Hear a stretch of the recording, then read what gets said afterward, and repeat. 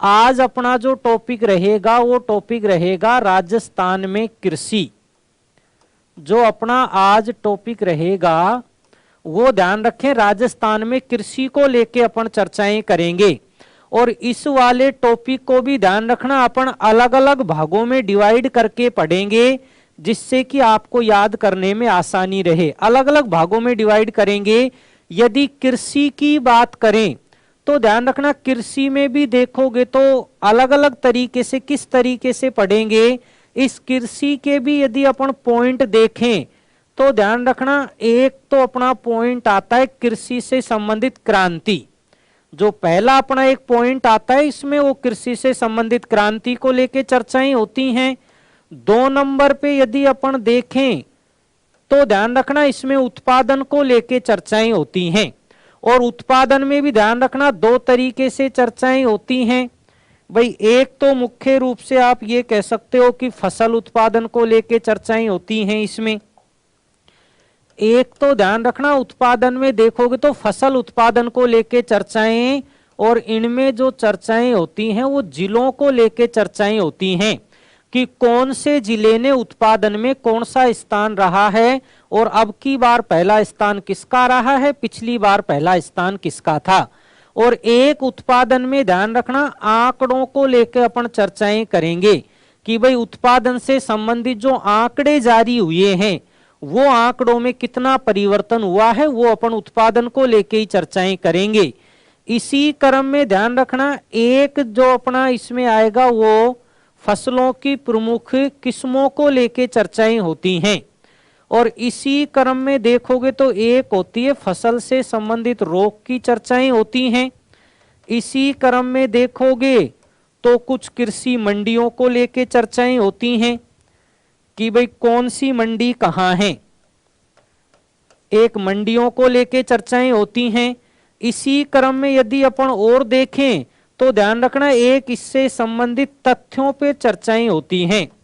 और एक मुख्य रूप से आजकल प्रश्न पूछा जाता है, इसमें राज्य सरकार और केंद्र सरकार द्वारा कौन कौन सी योजनाएं चलाई हुई हैं, ये अपन सारी चीज पढ़ेंगे। तो ध्यान रखना, जो कृषि वाला टॉपिक है उसमें अपन को ये सारे पॉइंट पढ़ने, जिसमें क्रांति, उत्पादन, किस्में, रोग, मंडी, तथ्य और राज्य और केंद्र सरकार की कौन कौन सी योजनाएं हैं। तो ये चीजें अपन सब ध्यान रखना, कृषि वाले टॉपिक में अपन इन पर चर्चाएं करेंगे। एक बार आप देख लें ध्यान से, ये सारी चीजों की अपन चर्चाएं करेंगे, जो कि एक एक पॉइंट को अलग अलग तरीके से अपन चर्चाएं करेंगे। तो ध्यान रहे आपको, अपन जो टॉपिक शुरू कर रहे हैं वो ध्यान रखना, अपन कृषि को लेके चर्चाएं कर रहे हैं। और कृषि के अंतर्गत भी जो अपन पहला पॉइंट पढ़ रहे हैं वो ध्यान रखना, कृषि से संबंधित क्रांतियां पढ़ रहे हैं। जो पहला इसमें अपन पॉइंट ले रहे हैं वो कृषि से संबंधित क्रांतियों पर अपन चर्चाएं कर रहे हैं। और कृषि से संबंधित यदि क्रांतियों पर ही अपन बात करें तो ध्यान रखना, इसमें भी यदि देखोगे तो ए नंबर पे सबसे पहले आती है हरित क्रांति। इसमें भी यदि अपन चर्चाएं करें तो सबसे पहले आती है हरित क्रांति। और हरित क्रांति को लेके अब तक कंपटीशन में क्या क्या प्रश्न पूछे हुए हैं और किस तरीके के प्रश्न पूछे, उन्हीं पर चर्चाएं करेंगे। भाई जो आपके नाम वगैरह हैं, समस्या वगैरह हैं, जो अपन ऑनलाइन जब टेस्ट पेपर कराएं तो उस टाइम अपन सामने सामने उन चीजों को रखते हैं, लेकिन अब ध्यान रखना केवल पढ़ाई से संबंधित ही अपन बातें करेंगे। और आपकी जो भी समस्या हो या कोई प्रॉब्लम हो तो आप कमेंट बॉक्स में लिख दें। कमेंट बॉक्स में आपके सारे आंसर मिल जाएंगे, क्योंकि यहाँ प्रत्येक के आंसर देना बड़ा मुश्किल हो जाता है, क्योंकि प्रत्येक के आंसर यहाँ देने लगेंगे तो फिर आगे पढ़ाई नहीं हो पाएगी। और अपना मुख्य उद्देश्य है कि ज्यादा से ज्यादा पढ़ाई पर फोकस रखें, 1 मिनट का भी समय खराब नहीं हो, केवल पढ़ाई से संबंधित ही चर्चाएं रखें। तो आराम से आप पढ़ते जाएं। यदि कोई आपकी प्रॉब्लम्स भी है तो आप कमेंट बॉक्स में अपना प्रश्न रखें, आपको जस्ट उसका आंसर मिल जाएगा। बिल्कुल आप देखें, हरित क्रांति की यदि बात करें तो ध्यान रखना हरित क्रांति में अलग अलग तरीके से अपन से प्रश्न पूछे जाते हैं, पहले आप उनको समझें फिर उनके आंसर देने की कोशिश करें। हरित क्रांति में ध्यान रखना सबसे जो पहला पॉइंट अपन से पूछा जाता है वो जनक को लेके प्रश्न पूछा जाता है। एक बार अपन पॉइंट लिख देते हैं। उसके बाद एक प्रश्न पूछा जाता है भारत में जनक, एक अपन से पूछा जाता है भारत में जनक। उसके बाद एक अपन से प्रश्न पूछा जाता है कि ये हरित क्रांति शब्द किसने दिया था, और एक अपन से प्रश्न पूछा जाता है कि हरित क्रांति की शुरुआत कब हुई। ये प्रश्न अपन से मुख्य रूप से पूछे जाते हैं। ये कोई छोटे रूप में प्रश्न है जो अपन से पूछे जाते हैं। तो अपन ने सबसे पहले नॉर्मल चर्चाओं को लेके ही शुरू किया है। ठीक है, बताएं आप मेरे को पहले प्रश्न का ही आंसर बताएं, हरित क्रांति का जनक कौन है? हरित क्रांति के जनक कौन है, आप बताएं। बिल्कुल, जितने भी प्रश्न हैं आप बिल्कुल एक्टिव रहें और जल्दी से उनको टाइप करें आप। बिल्कुल सही भी किया है आपने। जनक की यदि बात करें तो ध्यान रखना इसके जनक हैं नॉर्मन बोरलॉग। इसके जो जनक हैं वो नॉर्मन बोरलॉग हैं। ध्यान रखना ये जो जनक की बात की है ये अपन ने पूरे विश्व को लेके चर्चाएं की हैं कि भाई पूरे विश्व में हरित क्रांति का जनक कौन है, तो अपना राइट ऑप्शन होगा नॉर्मन बोरलॉग। और नॉर्मन बोरलॉग की बात करें तो ये मुख्य रूप से यूएसए के रहने वाले हैं, नॉर्मन बोरलॉग। ठीक है, इसी क्रम में प्रश्न पूछा जाता है कि भाई भारत में इसका जनक कौन है, हरित क्रांति के भारत में जनक कौन है।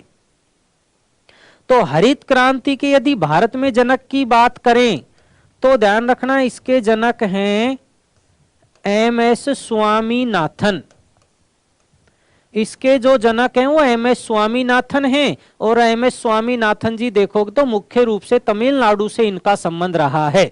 ठीक है, इसी क्रम में देखो ये प्रश्न कंपटीशन में ज्यादा आया है, इसको आप देखें अच्छे से। हरित क्रांति शब्द किसने दिया था, जल्दी से अपने आंसर रखें। हरित क्रांति शब्द, बिल्कुल हरित क्रांति शब्द की यदि बात करें तो ध्यान रखना हरित क्रांति शब्द दिया था विलियम गैड ने। हरित क्रांति जो शब्द दिया था वो ध्यान रखना विलियम गैड ने दिया था। अब तीनों प्रश्नों को याद करने की कोशिश करें। विश्व में इसके जनक हैं वो नॉर्मन बोरलॉग हैं। भारत में जो जनक हैं वो एम.एस. स्वामीनाथन जी हैं। उसके बाद ये शब्द किसने दिया था हरित क्रांति, ये विलियम गैड ने दिया था, ये भी यूएसए के हैं। और शुरुआत की यदि बात करें तो अपने यहां देखोगे तो इसकी शुरुआत मुख्य रूप से 1966-67 में हुई है। हरित क्रांति की जो मुख्य रूप से शुरुआत हुई है वो ध्यान रखना 1966-67 में हुई है।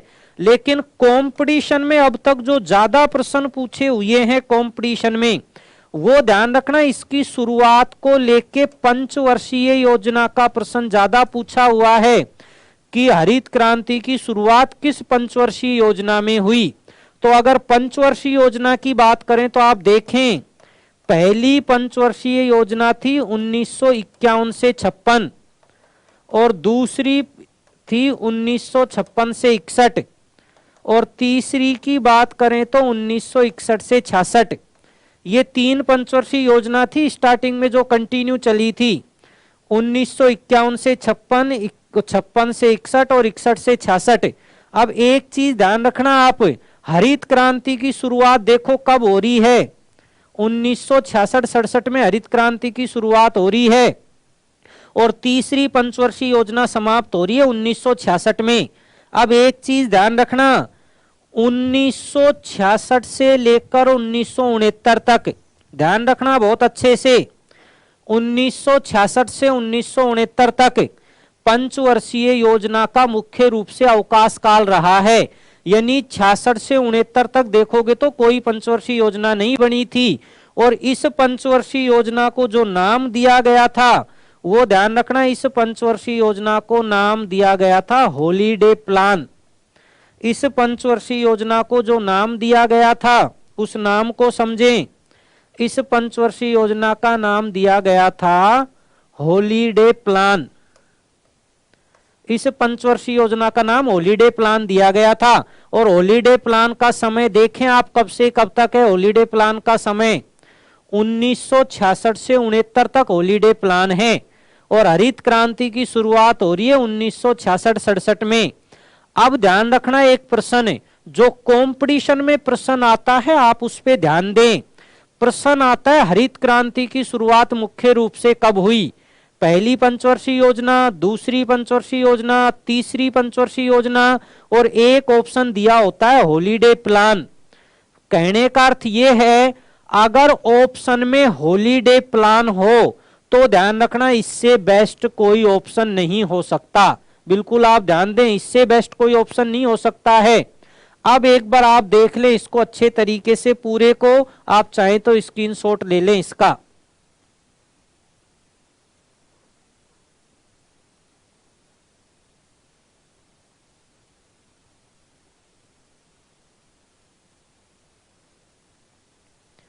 कंप्लीट है यहां तक की स्थिति।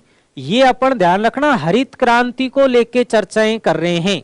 हरित क्रांति में मुख्य रूप से देखें, यदि जनक की बात करें नॉर्मन बोरलॉग है, भारत में जनक एमएस स्वामीनाथन है, शब्द विलियम गेड ने दिया था, शुरुआत 1966-67 में, तीसरी पंचवर्षीय योजना के अंतिम चरण में, अर्थात प्लान की बात करेगा तो हॉलीडे प्लान। ठीक है, इसी में देखोगे तो आगे अभी और भी चर्चाएं हैं हरित क्रांति में ही, वो किस तरीके की चर्चाएं हैं वो भी अपन देख लेते हैं। अभी कंप्लीट रूप से पढ़ते हुए चलें, कोई ऐसा प्रश्न नहीं हो जो आपकी नॉलेज से बाहर हो, इसलिए आप कंप्लीट ही पढ़ें इसको।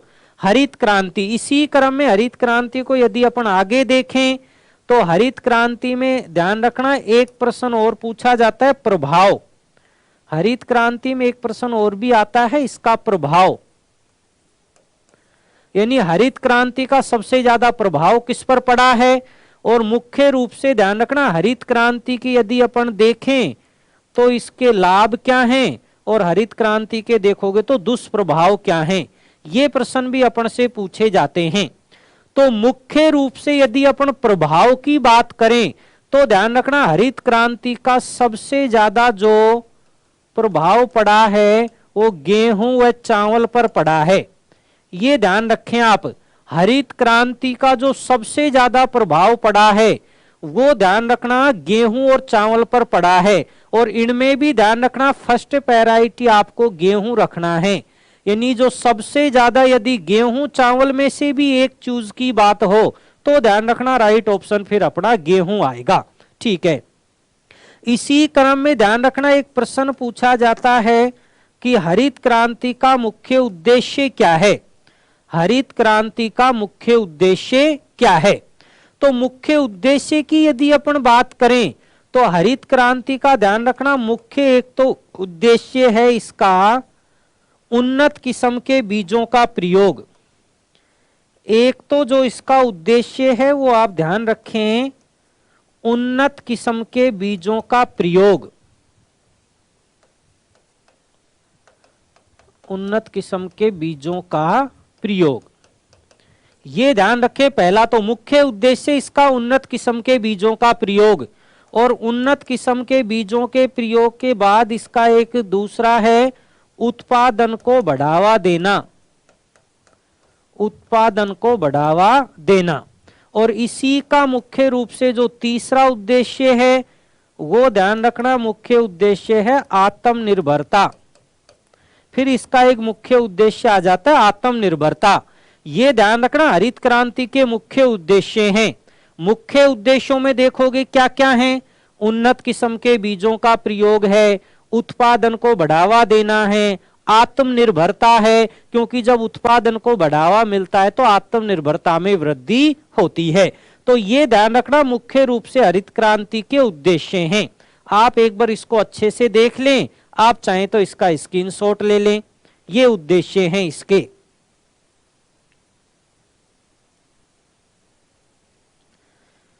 क्लियर है यहां तक की स्थिति भी? ठीक है, इसी क्रम में यदि अपन आगे चलें तो ध्यान रखना इसी क्रम में एक प्रश्न पूछा जाता है कि भाई हरित क्रांति के दुष्प्रभाव क्या हैं या फिर हरित क्रांति से क्या हानि हो रही है हमें, ये चीज आप ध्यान रखें। इस हरित क्रांति के दुष्प्रभाव क्या हैं, अर्थात हमें इससे क्या हानियां हो रही हैं हरित क्रांति से। बिल्कुल रखें अपना प्रश्न, क्या हानि हो रही हरित क्रांति से, बताएं आप। दुष्प्रभाव की बात करें तो बताएं।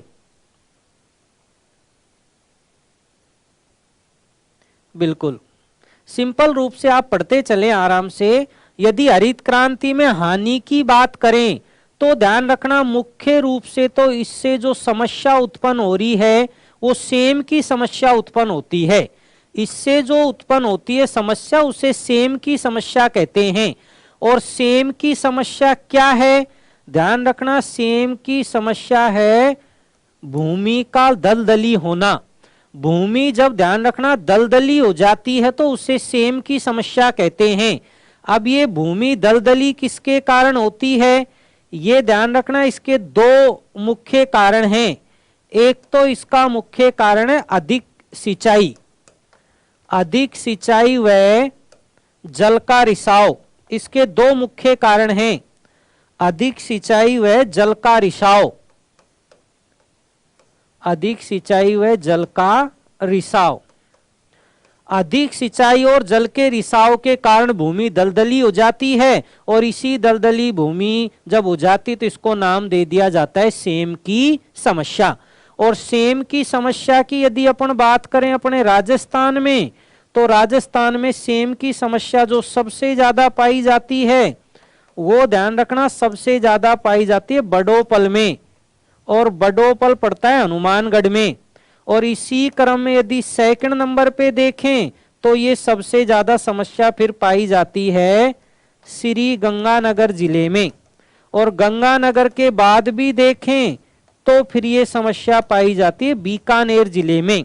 यहां मुख्य रूप से देखोगे तो सेम की समस्या पाई जाती है। और कई बार प्रश्न अपन से कंपटीशन में ये पूछा हुआ है कि सेम की समस्या सबसे ज्यादा किस परियोजना में पाई जाती है, तो ध्यान रखना ये सेम की समस्या यदि बात करें तो ये सबसे ज्यादा पाई जाती इंदिरा गांधी नहर परियोजना में। ये समस्या जो सबसे ज्यादा पाई जाती है ये पाई जाती है इंदिरा गांधी नहर परियोजना, इंदिरा गांधी नहर परियोजना। ये समस्या सबसे ज्यादा पाई जाती इंदिरा गांधी नहर परियोजना। ये प्रश्न भी काफी बार कंपटीशन में आया है।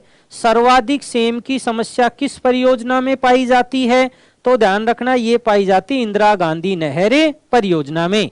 और इसके यदि समाधान की बात करें तो ध्यान रखना समाधान में मुख्य रूप से अपन सब जानते हैं अच्छे तरीके से, इसके समाधान में सफेदे का रोपण किया जाता है, यूकेलिप्टस का देखोगे तो रोपण किया जाता है और जिप्सम का भी प्रयोग किया जाता है। और इसके लिए एक योजना चलाई हुई है और इस योजना का नाम है इंडो गोल्ड योजना। इसके लिए जो योजना चलाई जा रही है इंडो डच योजना चलाई जा रही है। ध्यान रखना इसके लिए जो योजना चलाई जा रही है उस योजना का नाम है इंडो डच योजना। और इंडो डच योजना की यदि बात करें तो ध्यान रखना इंडो डच योजना मुख्य रूप से नीदरलैंड की सहायता से चलाई जा रही है।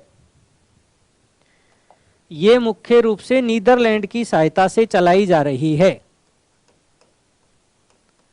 इस प्रश्न को भी आप अच्छे तरीके से ध्यान रखें।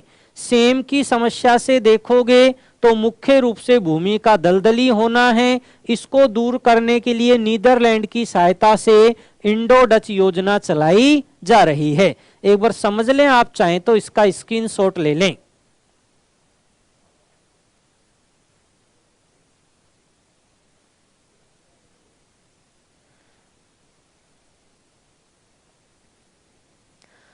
तो ये तो मुख्य रूप से हरित क्रांति को लेके चर्चाएं थी। और इतनी चर्चाएं क्या अपन जानते भी हैं तो अपन उस चीज को अच्छे से बस पढ़ते हुए चलें, ठीक है, कर सकते हो यहाँ तक भी आराम से। एक नंबर पे अपन ने पढ़ी है हरित क्रांति। और जब क्रांतियां ही पढ़ने लग गए तो लगभग देखोगे तो सभी क्रांतियां पढ़ लेते हैं। जैसे भाई मुख्य रूप से देखोगे तो इसके बाद एक श्वेत क्रांति भी आती है जिसका संबंध दूध उत्पादन से भी रहा है, बिल्कुल। उसके बाद कोई छोटी क्रांतियां हैं उनको भी देख लेते हैं। फिर मुख्य रूप से अपन फसल उत्पादन को लेकर चर्चाएं करेंगे जो नवीनतम आंकड़ों का समावेश है, बिल्कुल। ये देखें आप, इसी क्रम में यदि अपन आगे चलें तो इसी क्रम में ध्यान रखना 2 नंबर पे जो अपने सामने आती है वो 2 नंबर पे जो एक आती है और उसका नाम है श्वेत क्रांति। जो 2 नंबर पे क्रांति वो श्वेत क्रांति है और श्वेत क्रांति का जो संबंध रहा है वो दुग्ध उत्पादन से रहा है। श्वेत क्रांति का जो संबंध रहा है वो दुग्ध उत्पादन से है। अब श्वेत क्रांति को भी ध्यान रखना, मुख्य रूप से क्या प्रश्न पूछे जाते हैं उन प्रश्नों पे चर्चाएं करते हैं अपन। तो इसमें ध्यान रखना, एक तो अपन से जो प्रश्न पूछा जाता है, इसमें एक तो प्रश्न पूछा जाता है इसका जनक, और इसमें भी एक प्रश्न पूछा जाता है शुरुआत। एक तो जनक को लेके प्रश्न पूछा जाता है और एक इसमें प्रश्न पूछा जाता है शुरुआत। ये प्रश्न मुख्य रूप से आप बताएं, इसका जनक बताएं कौन है, श्वेत क्रांति का जनक बताएं, जनक। बिल्कुल जल्दी जल्दी अपने आंसर रखें आप, आंसरों में टाइम नहीं लगाएं, जल्दी जल्दी आंसर रखें। श्वेत क्रांति का जनक कौन है और इसकी शुरुआत कब हुई? दोनों प्रश्नों के आंसर रखें, जल्दी जल्दी आंसर रखें आप। बिल्कुल जिस तरीके से आप उसमें आंसर रख रहे थे उसी तरीके से जल्दी जल्दी रखें। बिल्कुल देखें, यदि जनक की बात करें तो ध्यान रखना श्वेत क्रांति के जो जनक हैं वो ध्यान रखना वर्गीज कुरियन हैं। इसके जो जनक हैं वो ध्यान रखना वर्गीज कुरियन हैं। श्वेत क्रांति के जनक वर्गीज कुरियन। शुरुआत की यदि बात करें तो इसकी शुरुआत ध्यान रखना शुरुआत हुई थी 1970 में, और इसकी शुरुआत हुई थी 1970 में गुजरात से। इसकी यदि शुरुआत की बात करें तो इसकी शुरुआत हुई थी 1970 में और ये शुरुआत हुई थी गुजरात से।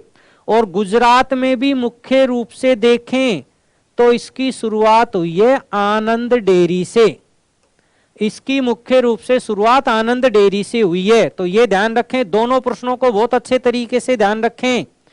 इसके यदि जनक की बात करें तो वर्गीज कुरियन हैं, शुरुआत की बात करें तो 1970 में गुजरात की आनंद डेयरी से। इसकी शुरुआत गुजरात की आनंद डेयरी से हुई है, गुजरात की आनंद डेयरी से, ठीक है। इसी क्रम में ध्यान रखना, इसमें जो मेन प्रश्न पूछा जाता है दूध को बढ़ावा देने के लिए, ध्यान रखना दूध को बढ़ावा देने के लिए 1970 में एक कार्यक्रम चलाया गया था और इस कार्यक्रम का नाम है ऑपरेशन फ्लड। इस कार्यक्रम का नाम है ऑपरेशन फ्लड। ये ध्यान रखें आप, ये प्रश्न ही कंपटीशन में सबसे ज्यादा बार आया है। ऑपरेशन फ्लड का संबंध है, तो ऑपरेशन फ्लड का संबंध किससे है? श्वेत क्रांति से है। अर्थात दूध को बढ़ावा देने के लिए जो कार्यक्रम चलाया है उसका नाम है ऑपरेशन फ्लड। ये ऑपरेशन फ्लड ध्यान रखना क्या है, ये एक कार्यक्रम है जो दूध को बढ़ावा देने के लिए चलाया गया है। और इसी क्रम में ध्यान रखना इस श्वेत क्रांति के कुछ चलाए गए थे चरण। इस श्वेत क्रांति की यदि बात करें तो इसके चरण चलाए गए थे, और श्वेत क्रांति के देखोगे तो 3 चरण चलाए गए हैं। यदि श्वेत क्रांति की बात करें तो इसके 3 चरण चलाए गए। ध्यान रखना तीनों चरणों को अच्छे तरीके से, 3 चरण।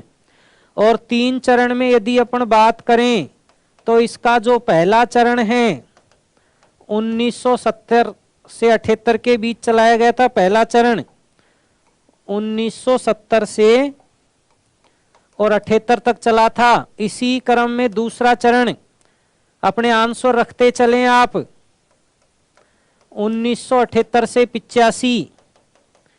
तीसरे चरण की बात करें 1985 से 95। तीसरे चरण की बात करोगे तो 1985 से 95 3 चरण चलाए गए थे, इसके लिए ध्यान रखें तीनों चरणों को आप। और इसी तीसरे चरण को टेक्नोलॉजी चरण का नाम दिया गया है। जो तीसरे चरण को नाम दिया गया है, इसी चरण को टेक्नोलॉजी चरण नाम दिया गया है। तो ध्यान रखना किस चरण को टेक्नोलॉजी चरण कहा जाता है। श्वेत क्रांति का जो तीसरा चरण है इसको टेक्नोलॉजी के नाम से जाना जाता है। ये ध्यान रखें आप अच्छे तरीके से, एक बार समझ लें आप इसको पूरे को। दूध उत्पादन को लेके अपन कुछ चर्चाएं और भी करेंगे, अभी कुछ नए आंकड़ों की चर्चाएं भी करेंगे दूध उत्पादन को लेके, लेकिन आप पहले इसका स्क्रीनशॉट ले लें।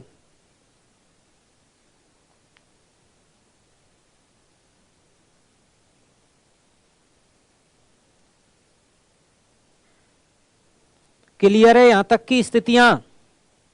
ठीक है, बिल्कुल इसी क्रम में आगे चलते हैं अपन। इसी क्रम में देखें आगे।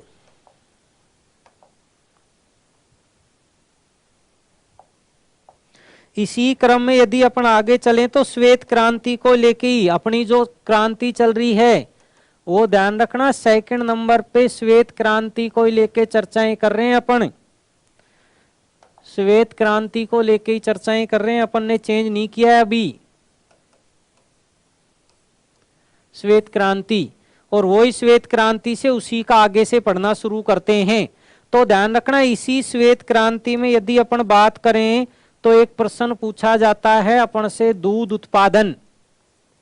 जब चर्चाएं कर रहे हैं तो कंप्लीट रूप से ही ध्यान रखें आप, कोई प्रश्न आपकी नॉलेज से बाहर नहीं हो, कंप्लीट रूप से ही ध्यान रखें। उत्पादन, और उत्पादन में अपन तीनों ले रहे हैं। उत्पादन में ध्यान रखना तीनों चीज ले रहे हैं अपन।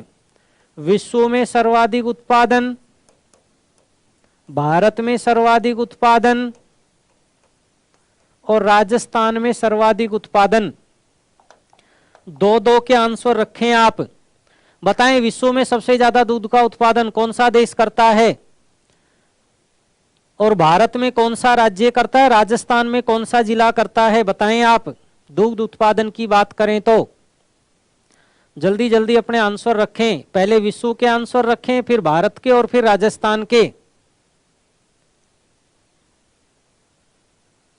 बिल्कुल देखें, विश्व में यदि बात करें तो एक नंबर पे आता है चीन, और इसी क्रम में ध्यान रखना अपने भारत का देखोगे तो दूसरा स्थान है। दूध उत्पादन में यदि बात करें,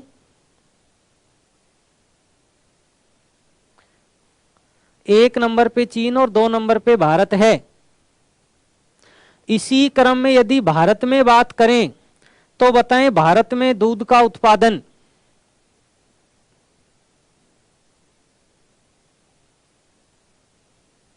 बिल्कुल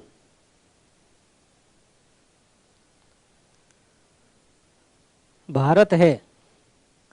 बिल्कुल देखें भारत में यदि बात करोगे तो एक नंबर पे आता है उत्तर प्रदेश, और इसी क्रम में 2 नंबर पे देखोगे तो अपना राजस्थान आता है। यदि भारत में बात करें तो एक नंबर पे उत्तर प्रदेश है, और इसी क्रम में 2 नंबर पे देखोगे तो राजस्थान है। और अपने राजस्थान में यदि बात करें तो भारत के कुल दूध का ध्यान रखना 11.5%, भारत के कुल दूध का 11.5% उत्पादन होता है, 11.5%। और इसी क्रम में ध्यान रखना यदि राजस्थान में देखें तो राजस्थान में एक नंबर पे आता है जयपुर, और इसी क्रम में 2 नंबर पे ध्यान रखना आता है अलवर। एक नंबर पे जयपुर आता है, 2 नंबर पे अलवर आता है। एक नंबर पे जयपुर और 2 नंबर पे अलवर।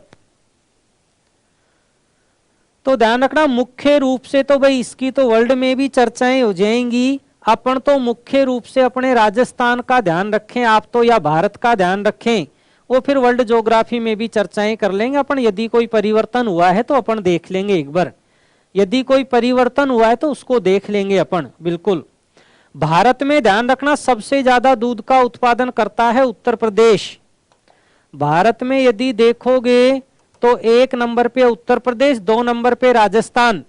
और अपने राजस्थान में भारत के कुल दूध का ध्यान रखना 11.5% उत्पादन होता है।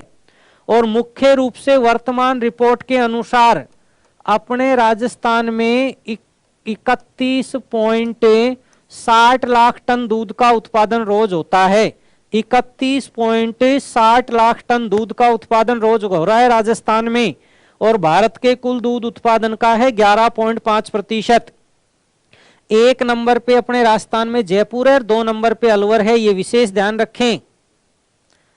बिल्कुल इसी क्रम में अपन आगे चलते हैं। बिल्कुल दूध उत्पादन में ध्यान रखना भाई मुख्य रूप से भारत का भी रहा है, बिल्कुल भारत का भी रहा है, लेकिन जब वर्ल्ड ज्योग्राफी की चर्चाएं करेंगे तो अपन इसकी चर्चाएं कर लेंगे मुख्य रूप से, ठीक है। बिल्कुल कंप्लीट है, यहां तक आराम से एक बार देख लें आप अच्छे तरीके से, फिर इस क्रम में अपन आगे चलते हैं। आप देख लें एक बार अच्छे से, आप चाहें इसका स्क्रीनशॉट ले लें।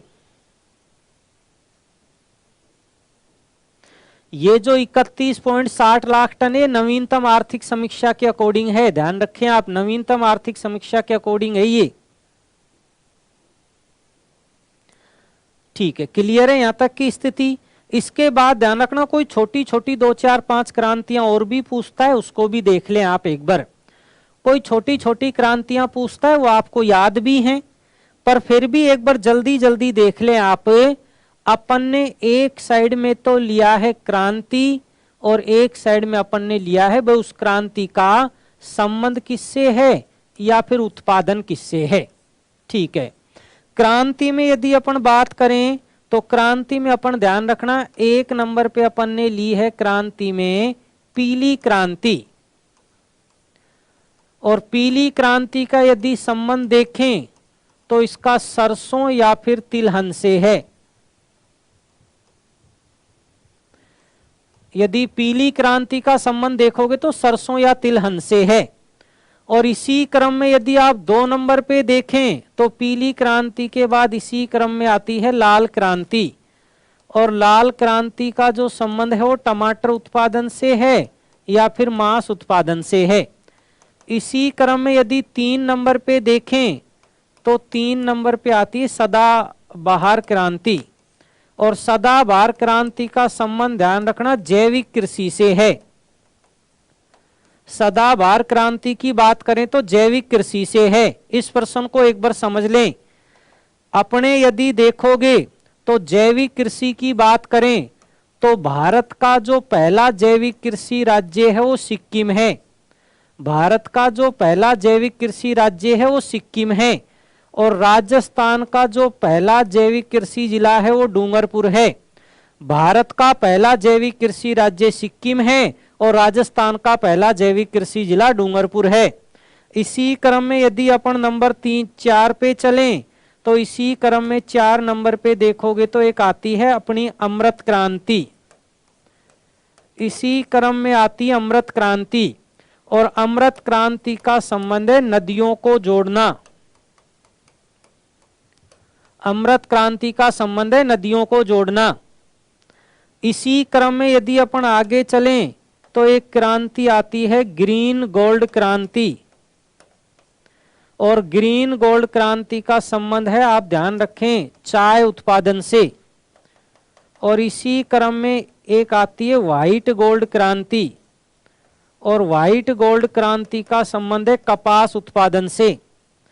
और इसी क्रम में एक क्रांति और आती है सतरंगी,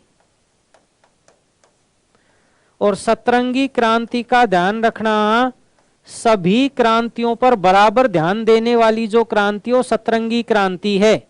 सभी क्रांतियों पर बराबर ध्यान देने वाली क्रांति, आप ये कह सकते हैं भाई सभी क्रांतियों पर जो बराबर ध्यान देती है वो सतरंगी क्रांति है। सभी क्रांतियों पर बराबर ध्यान देने वाली क्रांति।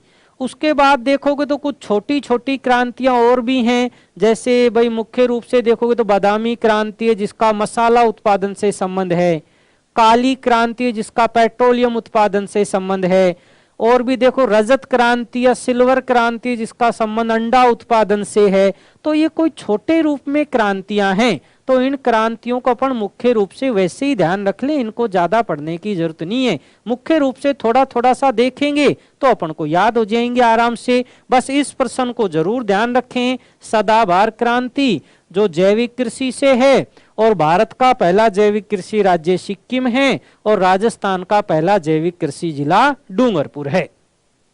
आप देख लें एक बार इनको अच्छे से।